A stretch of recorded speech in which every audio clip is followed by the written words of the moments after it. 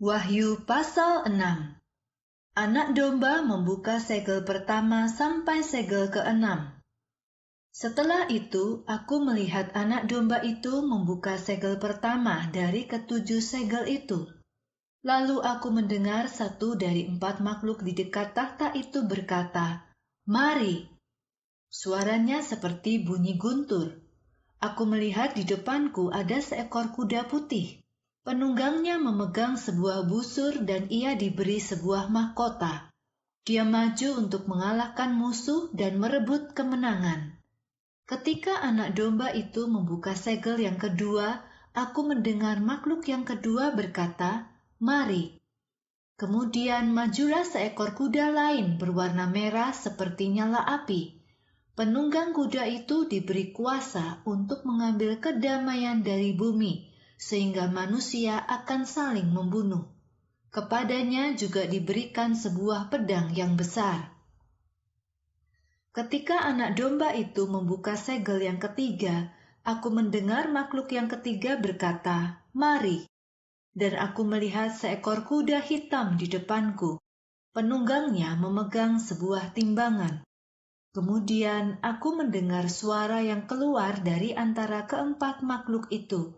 Suara itu berkata, 1 liter gandum untuk upah sehari dan 3 liter jelai untuk upah sehari. Tetapi janganlah merusak minyak dan anggur. Ketika anak domba itu membuka segel yang keempat, aku mendengar suara makhluk yang keempat berkata, "Mari." Aku melihat seekor kuda berwarna hijau pucat di depanku. Penunggang kuda itu adalah Maut. Kerajaan Maut mengikutinya dekat-dekat dari belakang. Mereka diberi kuasa atas seperempat bumi. Kuasa itu adalah kuasa untuk membunuh dengan pedang, kelaparan, penyakit, dan binatang-binatang buas di bumi. Ketika anak domba itu membuka segel yang kelima, aku melihat jiwa-jiwa di bawah altar.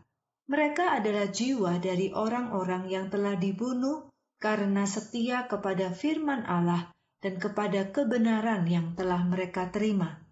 Jiwa-jiwa itu berseru dengan suara keras, "Ya Tuhan yang kudus dan benar, berapa lama lagi Engkau akan menghakimi dan membalas orang-orang di bumi yang telah membunuh kami?"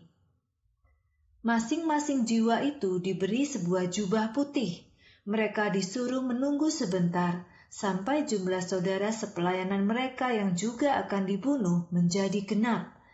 Kemudian aku melihat anak domba itu membuka segel yang ke-6. Terjadilah gempa bumi yang dahsyat. Matahari menjadi hitam seperti kain karung berwarna hitam dan bulan menjadi merah seperti darah. Bintang-bintang jatuh ke bumi seperti buah-buah ara mentah yang jatuh dari pohon ketika ditiup angin yang sangat kencang. Langit tergulung bagaikan sebuah gulungan kitab. Setiap gunung dan pulau tergeser dari tempatnya. Raja-raja di bumi, para pembesar, perwira-perwira, orang-orang kaya, orang-orang berkuasa, serta semua budak dan orang bebas bersembunyi di gua-gua dan di antara batu karang di gunung-gunung.